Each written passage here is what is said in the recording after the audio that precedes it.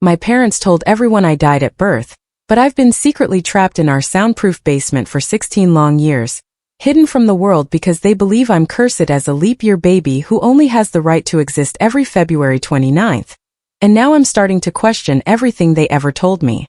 Imagine spending your entire life locked away, told you were a curse, a mistake, that you only existed one day every 4 years. The other 1,460 days?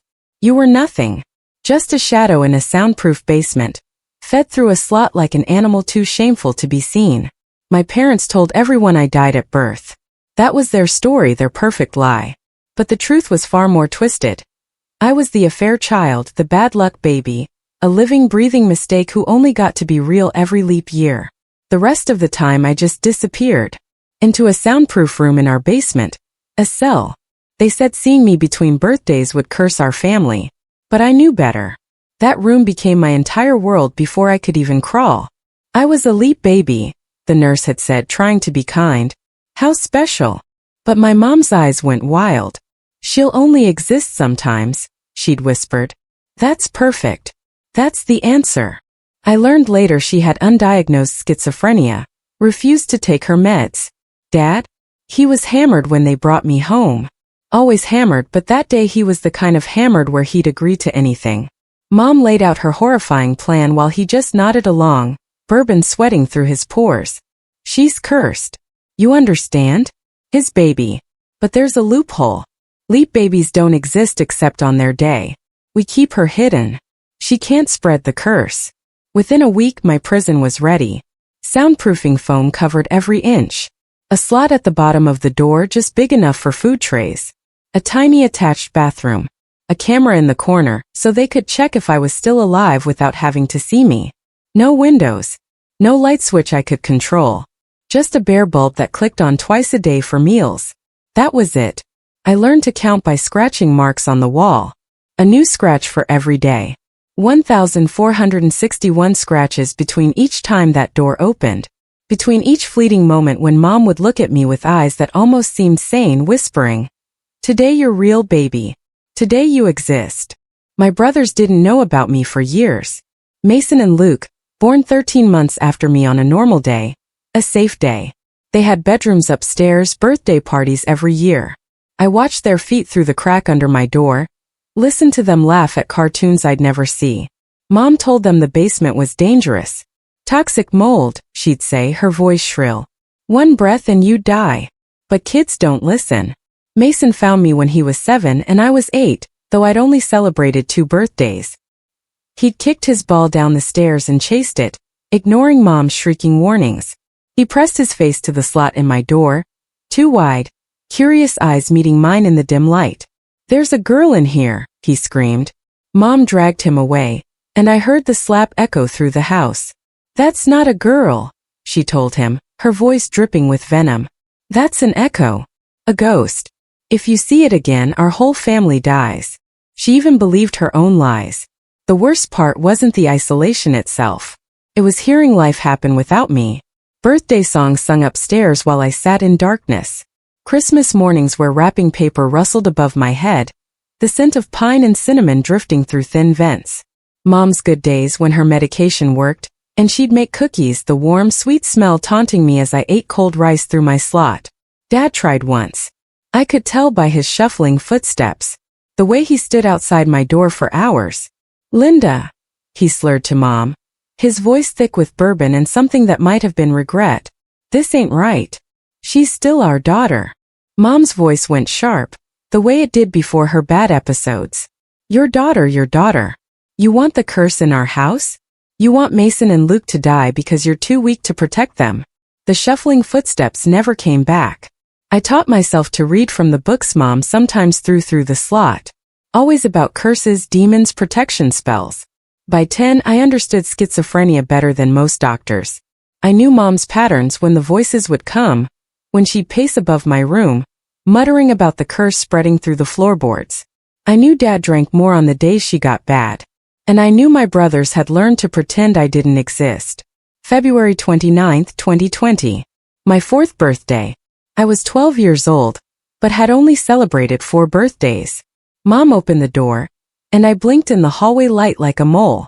She'd decorated streamers, balloons, a cake with 4 candles. Today your real baby, she sang, manic energy crackling around her. Today the curse sleeps. Mason and Luke hid behind Dad, terrified of the basement ghosts their mother sometimes acknowledged. I tried to speak but barely remembered how. When you only talk one day every 4 years, words feel strange in your mouth. Hi, I managed, my voice a croak. Luke started crying. Make it go back, he whimpered. It's scary. The hope I'd carried for 1,461 days shattered. Even on my real day, I wasn't real to them. That's when the seizures started. Maybe from the darkness, the malnutrition, the endless silence. I'd convulse on my concrete floor, alone, biting through my tongue with no one to help. Mom watched through the camera taking notes. The curse is fighting back, she'd mutter. Dad would bring extra bourbon to bed. Those nights I started leaving messages under the door, scratched onto scraps of cardboard with my fingernails. Please help me. I'm dying. I won't curse you. Mason found one once. I heard him sound out the words slowly. Then Mom's footsteps, her shriek, the lighter clicking. She burned them all, explaining that demons wrote notes to trick children into opening doors. Another time the state came. Someone had reported screaming from our house. Mom smiled her medication smile, showed them around. The basement door had been painted over, wallpapered, hidden behind a bookshelf. Just 3 of us and the boys, she chirped. The social worker noted the happy family, the clean house, the normal children. They never came back. February 28, 2024. Tomorrow would be my 5th birthday. 16 years old, but only 5 birthdays. I could hear Mom pacing above me, off her pills again, muttering about leap year curses and demon babies. Then the sound I dreamed of for 5,843 days. A key in the lock. Mason had stolen it from Mom's jewelry box. The door opened. I stumbled out, legs too weak to hold me. Mason's face went pale as he stared at me, his hand still gripping the stolen key. My legs buckled and I grabbed the door frame, muscles screaming after years of disuse. The hallway stretched before me like an impossible distance. Carpet soft under my bare feet, after a lifetime of cold concrete. Can you walk? Mason whispered, glancing nervously at the stairs. Mom's pacing had stopped. The sudden silence felt more dangerous than her muttering. I tried to answer, but my throat felt raw. Instead, I took a shaky step forward, then another. My knees wobbled like a newborn calf. Mason reached out to steady me, but pulled back, still afraid of the curse he'd been taught to fear. The house looked nothing like I'd imagined. All those years listening to life above me, I'd built elaborate pictures in my mind. Reality was smaller, dingier. Family photos lined the walls, 3 children smiling in every frame. The 4th child existed only in a locked basement, edited out of their perfect lie. A door creaked upstairs. Mason's eyes went wide, and he shoved me toward the kitchen. Hide, he hissed. She's coming. I stumbled behind the refrigerator just as Mom's footsteps hit the stairs. My heart hammered so loud I was sure she'd hear it. Through the gap between the fridge and wall, I watched her descend. Hair wild, nightgown stained with old coffee. Mason! Her voice had that sharp edge that meant the voices were talking to her again. What are you doing up? Getting water, he said, moving to block her view of the kitchen. Mom's eyes narrowed. She pushed past him, nostrils flaring like she could smell my presence. Something's wrong. The balance is off. The curse is moving. She headed straight for the basement door. My whole body tensed. In seconds she'd see the empty room, the open door, the missing prisoner. Mason followed her, hands shaking. The shriek that erupted when she saw the empty room rattled the windows. No, no, no, no, no. She spun on Mason, grabbing his shoulders. What did you do? What did you do? Nothing. I didn't. The curse will take you. It'll take all of us. She shook him hard, his head snapping back. Where is it? Where is the demon? Dad's heavy footsteps thundered down the stairs. Linda, what the hell? It's gone. The thing is gone. We're all going to die. I pressed myself smaller behind the refrigerator, watching Dad take in the scene. His bloodshot eyes moved from the open basement door to Mason's terrified face to Mom's manic rage. For a moment I thought he might actually do something. Instead, he reached for the bourbon bottle on the counter. We need to find it. Mom released Mason and started pacing. Before midnight, before the leap year begins, if it's free on its birthday, the curse becomes permanent. Mom, please. Mason's voice cracked. She's not a demon. She's just... The slap echoed through the kitchen. Never call it she. It's a thing, a curse. A mistake that should have died 16 years ago. I bit down on my fist to keep from crying out. Every word carved deeper than the loneliness ever had. At least in the basement I could pretend that somewhere, somehow they loved me. That fear kept them away. Not hate. Mom grabbed a flashlight from the drawer. Check everywhere. The attic, the garage, the shed. It can't have gone far. Look at how pale and weak it is. Probably can't even make it to the property line. She was right about that. My legs already ached from the short journey upstairs. 16 years of darkness and malnutrition had left me with the strength of a sick child. But I had something they didn't expect. I had 16 years of listening, learning, planning. I knew Mom's patterns better than she did. Dad took another swig of bourbon and shuffled toward the back door. I'll check the shed. Take Luke. Mom ordered. He needs to learn. This is what happens when we let our guard down. Linda, the boy's asleep.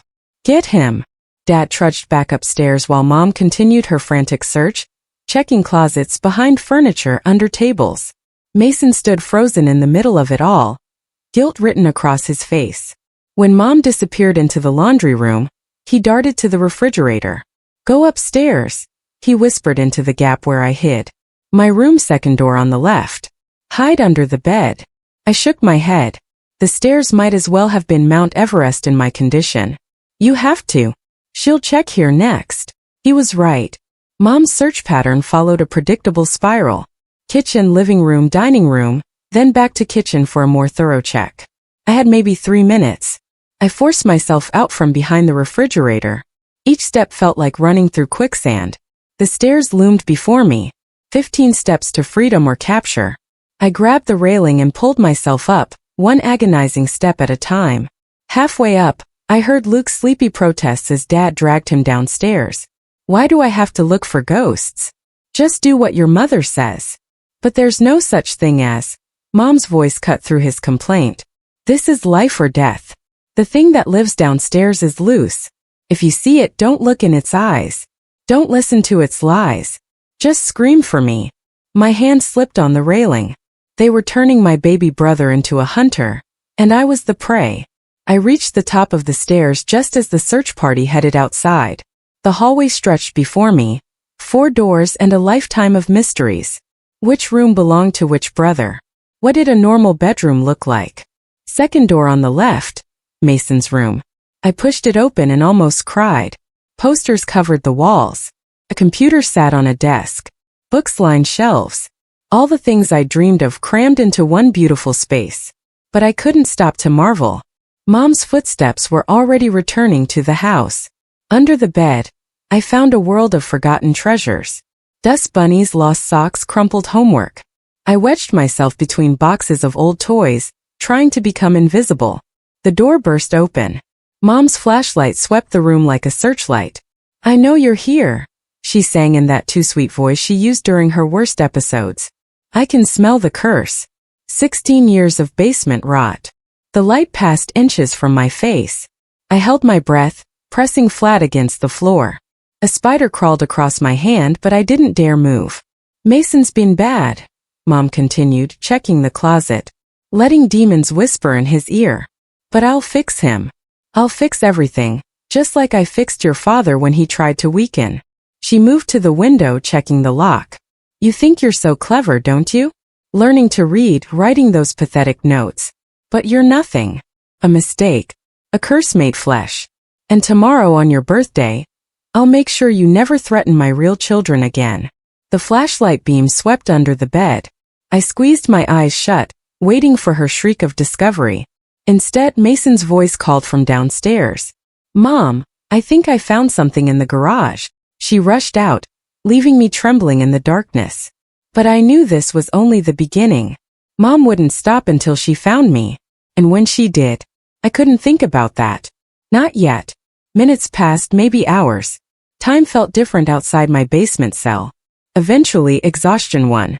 16 years of broken sleep on concrete had taught me to rest anywhere, anytime. I woke to sunlight streaming through Mason's window. My first sunrise. The light painted everything gold, beautiful and terrifying. I'd missed 5,844 sunrises, locked away while the world turned without me. Voices drifted from downstairs. Normal voices. Breakfast voices. The family eating together while Mom plotted my recapture. My stomach cramped with hunger. When had I last eaten? 2 days ago? 3. The food slot had been empty more often lately. Mom's way of weakening the curse. Before my birthday, I needed to move to find food, water, somewhere safer to hide. But my body wouldn't cooperate. Every muscle screamed from the simple act of climbing stairs. How did normal people make walking look so easy? The bedroom door opened. I tensed, ready to scramble deeper under the bed. "It's me," Mason whispered. He knelt down, peering into my hiding spot. "You okay?" I nodded, not trusting my voice. "Mom's making everyone search again after breakfast. She says, if we don't find you before midnight, we'll all be cursed forever." He pushed a granola bar and water bottle toward me. "I'm sorry for everything. I should have let you out years ago." I grabbed the food with shaking hands, trying not to devour it like the animal they'd made me. The granola bar tasted like heaven. Sweet, crunchy, full of flavors I'd never experienced. "She's getting worse," Mason continued. "Dad's already hammered, and it's only 9 in the morning. Luke's so scared he won't even come upstairs alone." He paused, studying my face in the dim light.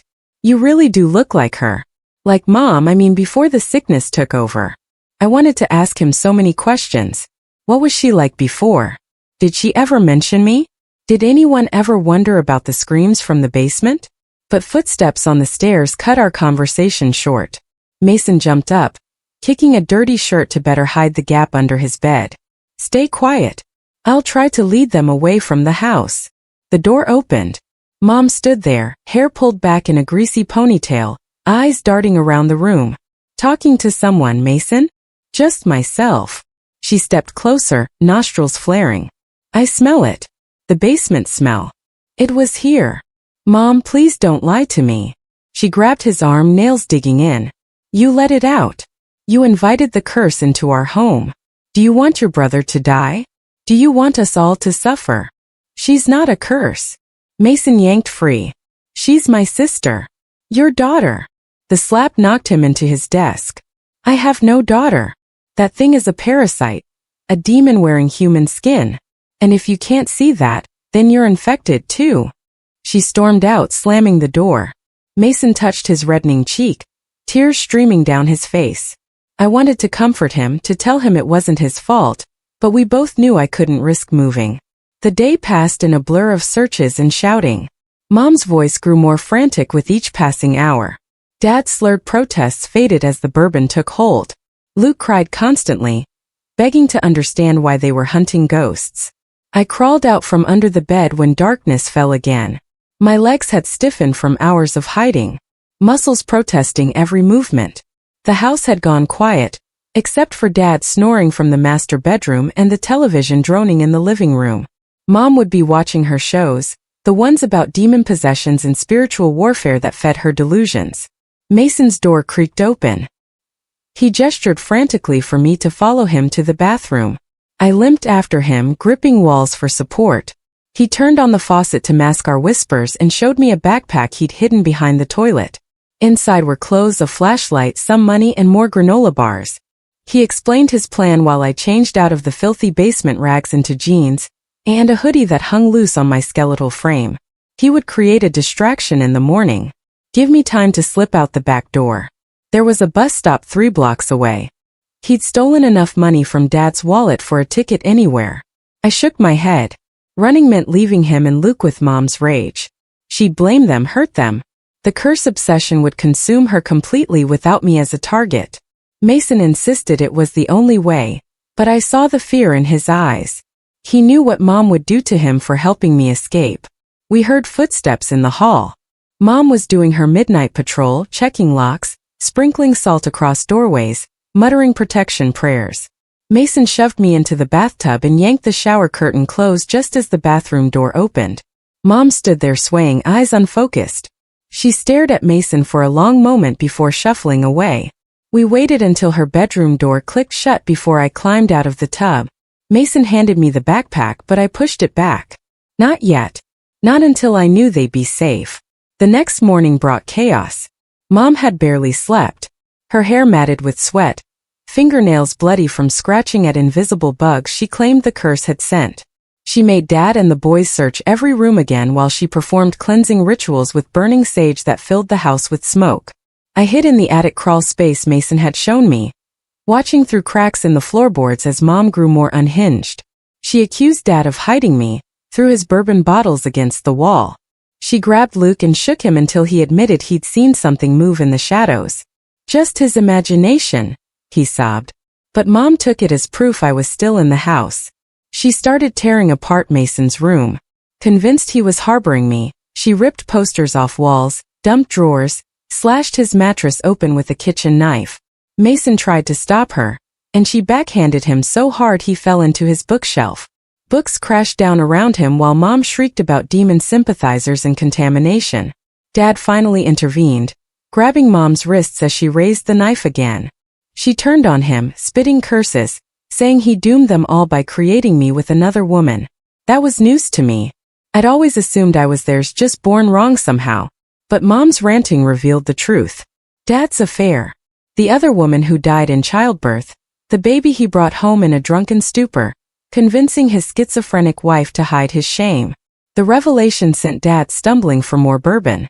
Mom collapsed on Mason's destroyed bed, sobbing and pulling at her hair. Luke huddled in the corner, and Mason sat among his ruined belongings with dead eyes. This was my fault. My existence had poisoned everything. That night I made my decision.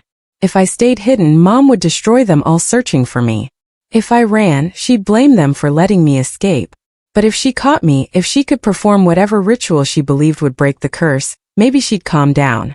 Maybe they could have some peace. I crept down from the attic while everyone slept. My legs had grown slightly stronger from 2 days of movement, but those stairs still challenged me. I made my way to the kitchen, planning to eat something before revealing myself in the morning. Let Mom find me with food. Prove her theory that the curse made me steal from them. But Mom was already there, sitting in darkness at the kitchen table. She didn't move when I entered, didn't even look up. I froze in the doorway waiting for her shriek of discovery. Instead, she spoke in the calm voice that meant her medication was working. She asked if I was hungry, asked if I wanted some milk and cookies like she used to make for Mason and Luke. The normalcy of it terrified me more than her ranting. I approached slowly, ready to bolt if she lunged, but she just pushed a plate across the table and poured milk into a glass. We sat in silence while I ate, her watching me with sad eyes that looked almost sane. She told me she knew I wasn't really a demon. The voices lied sometimes, she said. But I was still dangerous, still cursed. Not my fault, but Dad's. His sin had marked me, made me wrong. The only way to protect Mason and Luke was to keep me contained. She was sorry about the basement, but what choice did she have? I wanted to argue, to make her see reason. But I recognized this mood. The calm before her mind shattered again. If I played along, maybe she'd just lock me back up without hurting the others. I nodded and agreed that I understood. Yes, I would go back downstairs. Yes, I would stay quiet. Yes, I knew she was protecting everyone.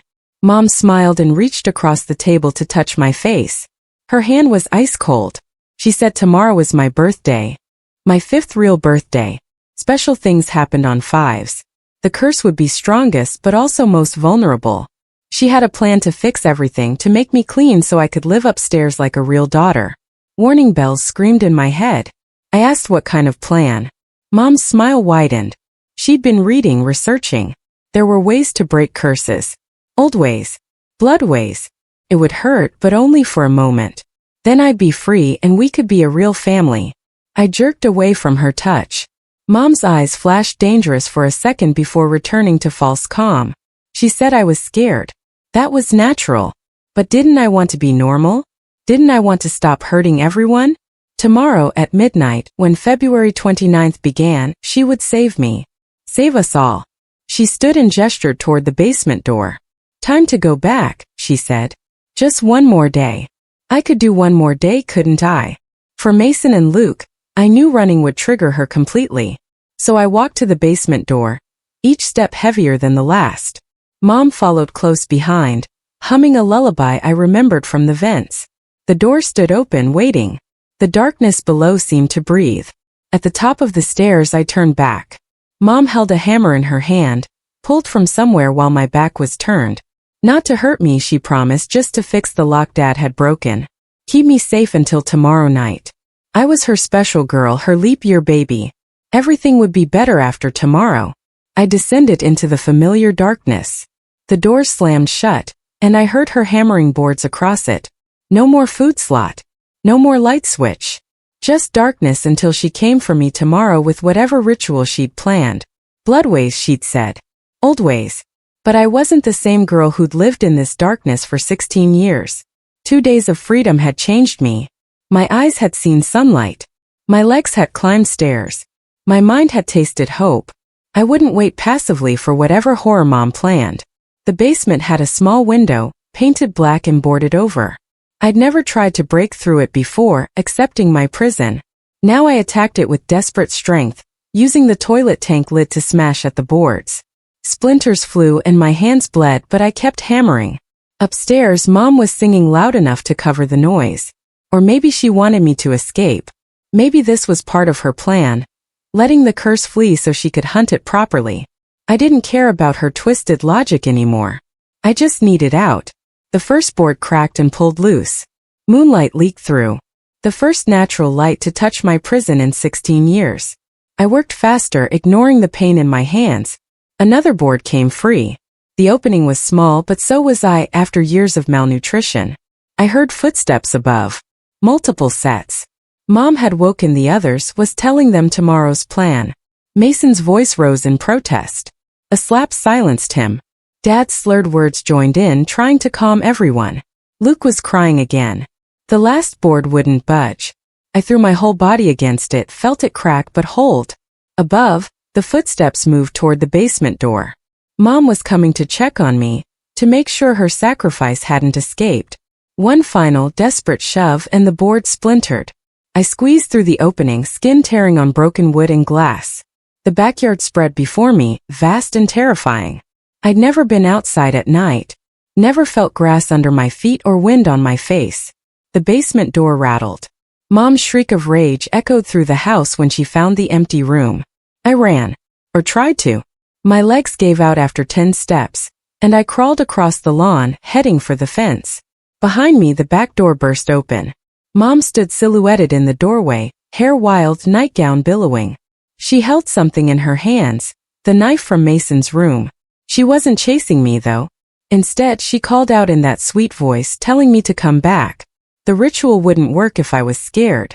I needed to trust her. She was my mother. She loved me. I reached the fence and tried to climb. My weak arms could barely pull me up. Mom was walking across the yard now, still talking. About curses and love and sacrifice. About making hard choices to protect the ones who mattered. About February 29th and the magic of leap years. Mason appeared in the doorway behind her. He saw the knife and started running. Mom turned at his footsteps and raised the blade. Not at him, but at herself, pressed it to her own throat. She said if I didn't come back, she'd have to take my place. The curse demanded blood. If not mine, then hers. And after her, Mason, then Luke, then Dad, until the debt was paid. I let go of the fence and turned to face her. Mason had stopped moving, hands raised like he was approaching a wild animal. Which wasn't far from the truth. Dad stumbled outside, bourbon bottle in hand, trying to process the scene. Luke peered from behind him, eyes wide with terror. Mom smiled at me, her special girl. Her leap year baby. Come inside, she said. Let her fix everything. One small ritual, and we'd be a normal family. She'd take her medication. Dad would stop drinking. The boys would have their sister. All I had to do was trust her. I took a step toward her, then another. Mason shook his head frantically, but what choice did I have?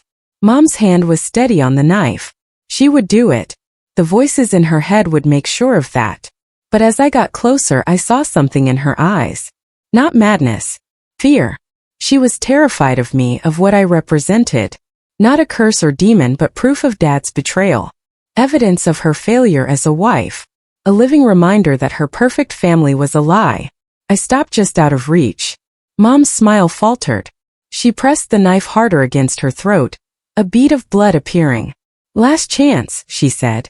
Come willingly or watch her die. Watch them all die. The curse would take everyone I tried to protect. That's when Luke did something unexpected. He walked past Dad, past Mason, right up to Mom, took her free hand in his small one, and told her I wasn't scary anymore. He'd been wrong before. I was just a girl, his sister. Couldn't we keep her? Mom looked down at him, confusion replacing certainty. The knife wavered. Luke kept talking in his little boy voice about how lonely I must have been, how brave I was to survive, how he wanted to show me his toys and games, how we could all be together now. The knife fell from Mom's hand. She collapsed to her knees, pulling Luke against her, sobbing. The madness broke like a fever, leaving her shaking and lost. Dad finally moved, kicking the knife away and helping her to her feet. Mason ran to me, wrapping his jacket around my shoulders. We stood there in the backyard, a broken family in the moonlight. Mom clung to Dad and Luke, whispering apologies that made no sense. I leaned against Mason, legs too weak to stand alone. Nobody spoke about tomorrow, about my birthday, about what came next. Dad half-carried Mom inside while Luke held her hand. Mason helped me follow, supporting most of my weight. The house felt different now. Still a prison, but the locks were breaking. The walls were crumbling. The secrets were spilling out like blood from wounds. Mom sat at the kitchen table where she'd fed me cookies hours ago. Dad poured her medication into his palm, watched her swallow each pill. She kept looking at me with bewildered eyes, like she was seeing me for the first time. Not a curse or demon, just a broken girl she'd helped break further. Mason made sandwiches nobody ate. Luke brought down one of his stuffed animals and placed it in my lap. A small gesture that meant everything. Dad opened a new bottle but put it down untouched. We sat in silence as the clock ticked toward midnight. Toward February 29th. Toward my 5th real birthday. Mom finally spoke, voice raw from crying. She asked my name. In 16 years she'd never given me one. I was always it or the thing or the curse. I didn't have an answer. How do you name yourself when you've never existed? Mason suggested we figure it out tomorrow. On my birthday. My real birthday where I got to exist. Mom nodded slowly, medication already softening her edges. Dad agreed, words slightly slurred but sincere. Luke said he had a book of baby names in his room. The clock struck midnight. February 29th began. My 5th birthday. I waited for Mom to remember her ritual, her blood ways, but she just stared at her hands folded on the table. The voices are quiet, she said. For the first time in years they are quiet. We stayed up until dawn, not talking much, just existing in the same space. A family gathered around a table, pretending to be normal. When sunlight finally came through the windows, it found us all asleep where we sat. Mom's head on Dad's shoulder. Luke curled in her lap. Mason and I leaning against each other. I woke to the smell of pancakes. Dad was at the stove, sober for once, trying to remember how to cook. Mom sat where we'd left her, but her eyes were clear. She watched me with something like wonder, like she was seeing a miracle instead of a mistake. Luke bounced into the kitchen with his name book. He'd marked pages with sticky notes, collected possibilities. Emma, he suggested. Or Sophia. Or Lily. Pretty names for a pretty sister. Mom flinched at the word sister, but didn't correct him. Mason brought down clothes from the donation bag in the garage. Real clothes that almost fit. He helped me to the bathroom, stood guard while I took my first real shower. Hot water felt like magic on my skin. Soap smelled like freedom. When I came back downstairs, Mom had set 5 places at the table. 5 plates, 5 forks, 5 cups. A place for everyone. Including me. She met my eyes and nodded toward a chair. My chair. At her table. In her kitchen. We ate pancakes in careful silence. Dad kept refilling coffee cups. Luke chattered about school and friends and normal things. Mason watched Mom for signs of breaking, but she just sat there, occasionally looking at me like I was a puzzle she couldn't solve. After breakfast, she asked if I wanted to see my birth certificate. The real one. Not the death certificate they'd filed. She'd kept it hidden all these years, proof I existed, even when she pretended I didn't. She brought out a small box from her room, hands shaking slightly. Inside were documents, photos, a hospital bracelet. Evidence of my first day of life before the basement became my world. The birth certificate had a name I'd never heard. Grace. My mother had named me Grace before she died. Before Dad brought me home to his wife. Mom touched the paper gently. She said Grace was a good name, a strong name. Maybe I could keep it. Maybe we could start over. She looked at Dad when she said it and he nodded. Mason squeezed my hand under the table.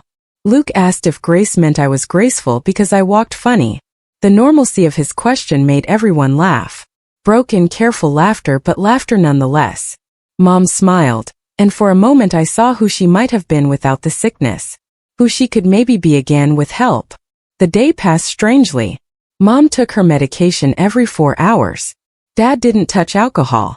And my brothers taught me things.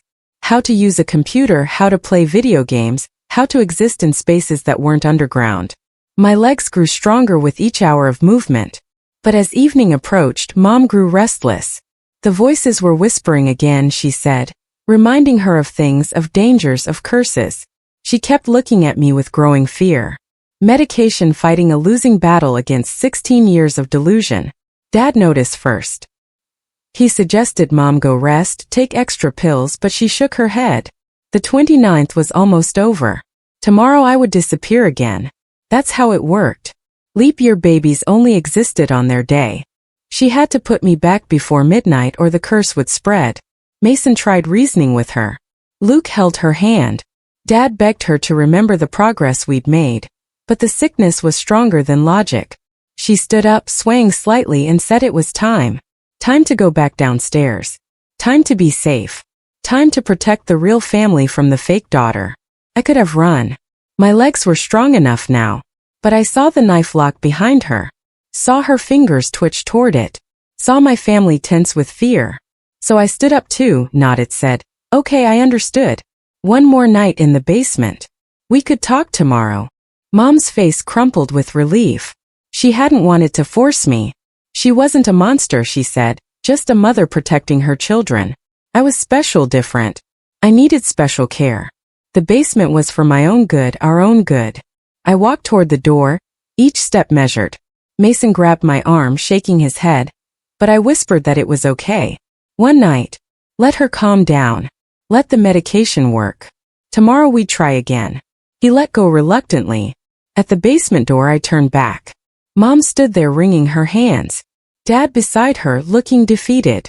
Luke was crying again. Mason's fists were clenched. My family. My broken, beautiful family. I told Mom I forgave her. For the basement, for the darkness, for the years of being nothing. I understood she was sick. That the voices lied to her. That she did what she thought was right. Her face crumbled and she rushed forward, pulling me into the first hug of my life. She smelled like soap and sadness. Her arms were bone-thin around me. She whispered apologies into my hair. Sorry, sorry, sorry. Over and over. When she pulled back, her eyes were clear. The real her. Not the sick her. She touched my face gently and said, "No. No more basement. No more hiding. I was her daughter. Grace. I belonged upstairs." The clock chimed 11:30. 30 minutes left of February 29th. Of my birthday. Of my existence according to her delusion. Mom looked at the clock, then at me. The voices screamed in her head. I could see it in her eyes. But she turned away from the basement door. We went to the living room instead. All 5 of us sat together on the couch like a real family. Mom held my hand on one side, Mason on the other. Dad put his arm around Mom. Luke curled up against my other side. We watched the clock, waiting. 11:45. Mom's grip tightened. The voices were getting louder. She whispered, telling her horrible things. What would happen when midnight came? How the curse would consume us all. How she'd failed to protect her real children from the imposter. 11:50. Mom was shaking now. Dad tried to soothe her, but she pulled away. The medication wasn't working anymore. 16 years of delusion were stronger than a few pills. She stood up, pacing. We all watched her, tense, waiting for the break. 11:55. Mom stopped pacing. Looked at me with wild eyes. Said she was sorry. So sorry, but she couldn't risk it. Couldn't risk them. Started moving toward the kitchen, toward the knives. Mason jumped up to stop her. Dad followed. Luke clung to me, terrified. I sat frozen, watching my family fracture again. Mom screaming about curses and protection.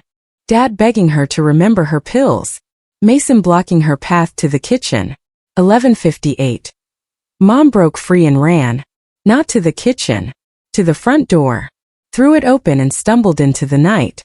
We all followed, calling her name. She stood in the middle of the street, arms spread wide, looking at the sky. 11:59. Mom turned back to us. Her face was peaceful now. She said the voices had told her the truth. The only way to break the curse was to remove herself. She was the poison. Not me. Her sickness had stolen 16 years from an innocent child, had turned her family into prisoners. The curse was her and she could end it. The clock began to chime midnight. Mom smiled at me, called me Grace, said she loved me. Then she turned and ran. Not down the street. Straight across, toward the highway at the end of our neighborhood. Dad sprinted after her, surprisingly fast for a hammered man. Mason grabbed Luke and me, holding us back. We heard the screech of brakes. Dad's shout. Then silence. March 1st arrived. I still existed. The curse was broken. But at a cost none of us had imagined.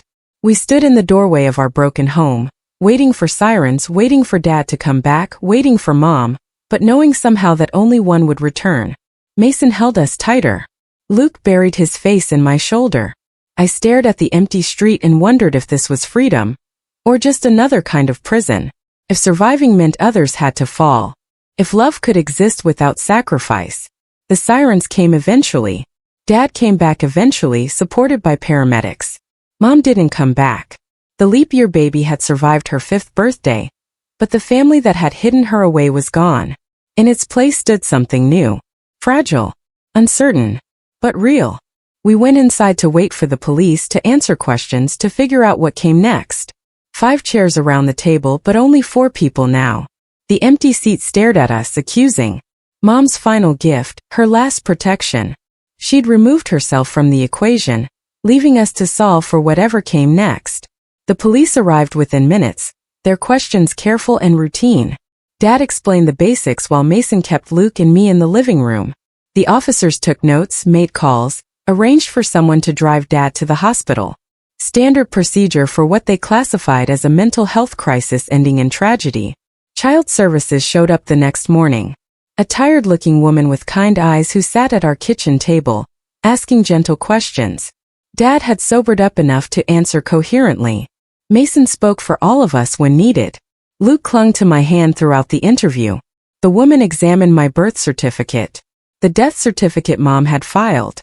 The medical records Dad produced from a hidden folder. She made phone calls, consulted supervisors, typed endless notes on her laptop. By afternoon, she'd arranged for emergency custody papers, medical evaluations, and trauma counseling referrals. The next weeks blurred together in a haze of appointments and adjustments.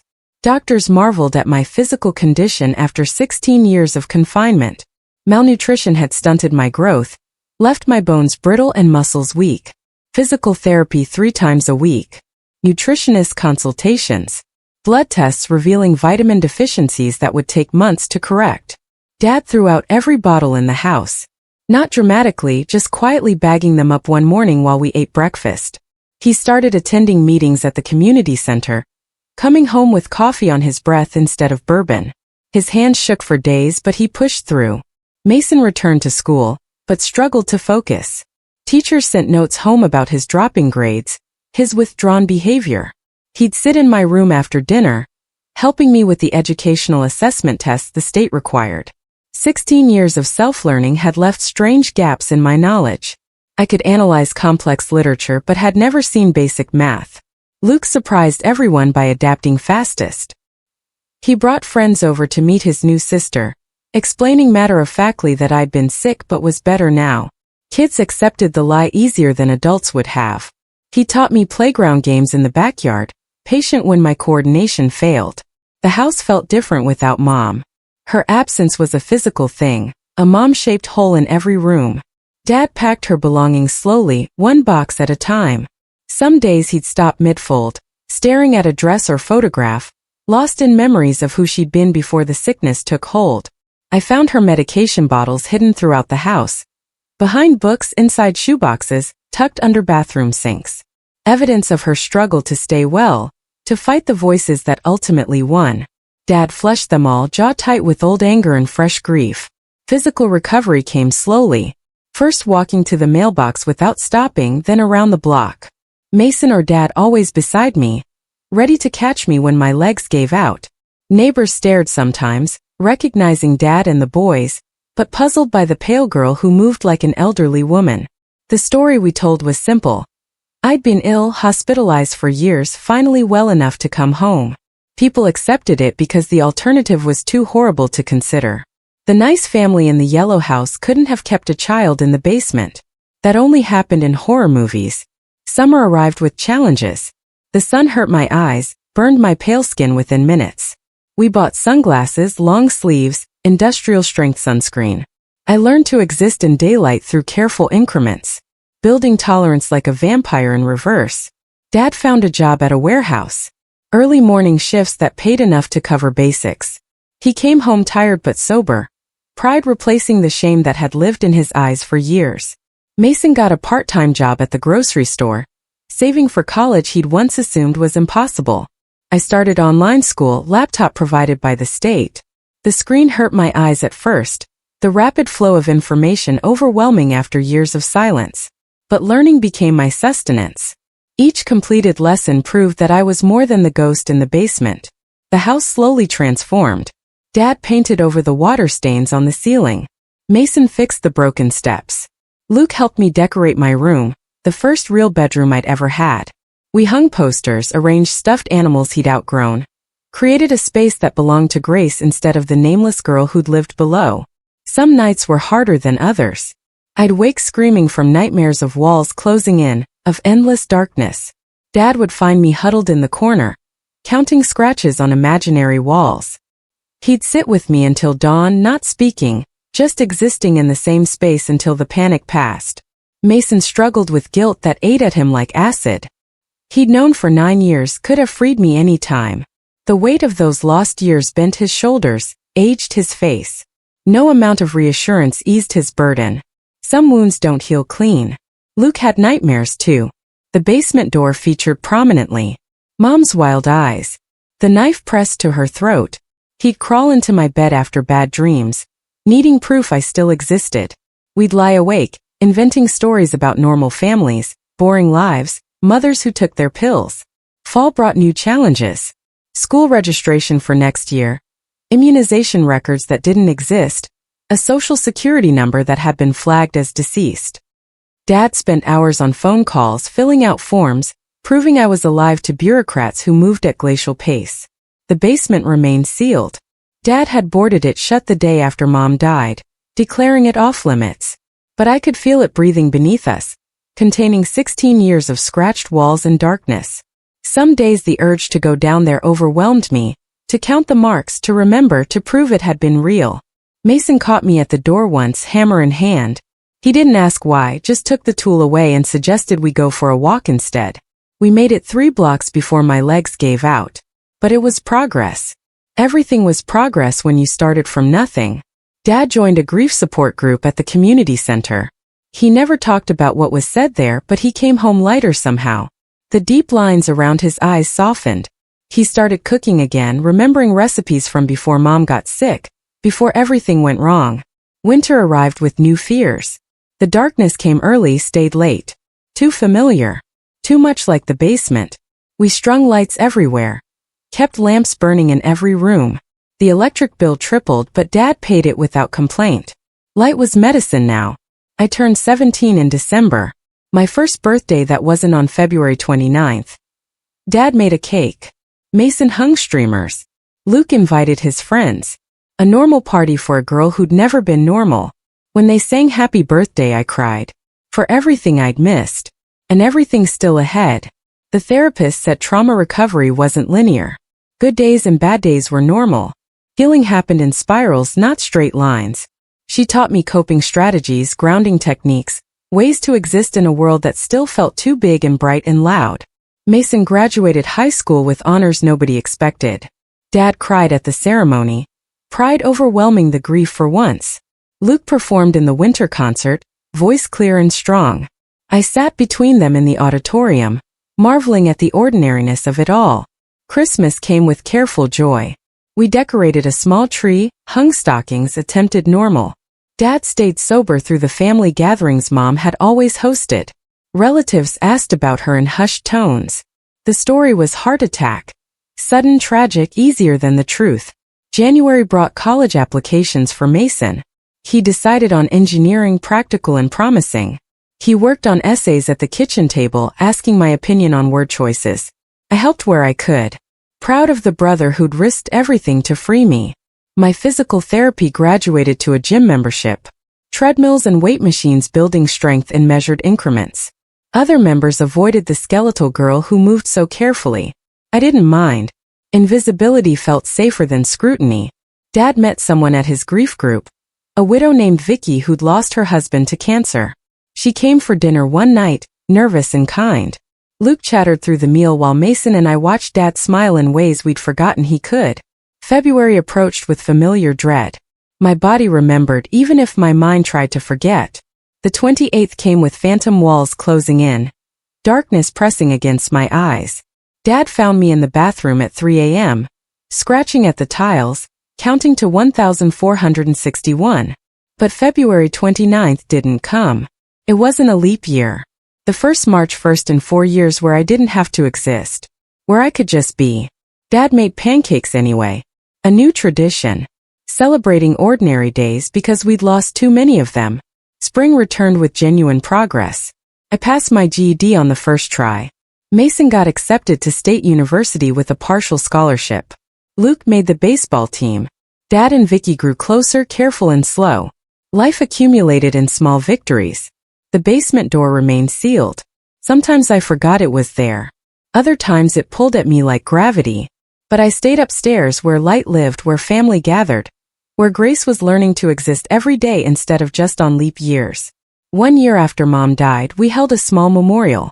Not for the woman who'd locked me away, but for the mother she'd been before sickness stole her mind. Dad shared stories of their early years. Mason remembered bedtime songs. Luke talked about cookies and hugs. I listened, learning about the stranger who'd shaped my life through absence.